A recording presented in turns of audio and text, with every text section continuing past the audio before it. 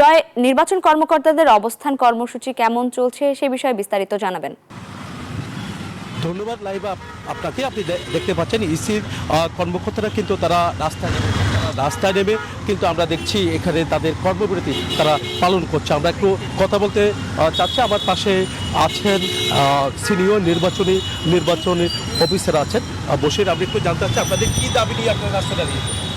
আপনারা জানেন যে জাতীয় পরিচয়পত্র নির্বাচন কমিশনের অধীনে থেকে এতদিন আমরা এই কার্যক্রম চালিয়ে যাচ্ছিলাম, কিন্তু বর্তমানে সরকারের তরফ থেকে এইটি ভিন্ন একটি প্রতিষ্ঠানের কাছে নিয়ে যাওয়ার জন্য তার প্রক্রিয়া করছে। সেজন্য এর প্রতিবাদ স্বরূপ আজকে আমরা স্ট্যান্ড ফর এনআইডি মানে এনআইডির জন্য আমরা দাঁড়িয়েছি। আমরা বেলা 11টা থেকে দুপুর 1টা পর্যন্ত আমরা এর জন্য আমরা মানববন্ধন করছি এবং রাস্তায় অবস্থান করছি।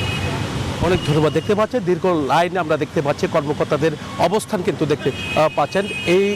এখান থেকে তাদের যে জানান দেওয়া হচ্ছে, তাদের দাবি যদি মানা না হয় তাহলে কিন্তু তাদের এই কর্মসূচি লাগাতার হবে বলে আমাদেরকে জানিয়েছেন। তো এই ছিল আমার এখানকার সর্বশেষ। ফিরে যাচ্ছি স্টুডিওতে লাইভের কাছে।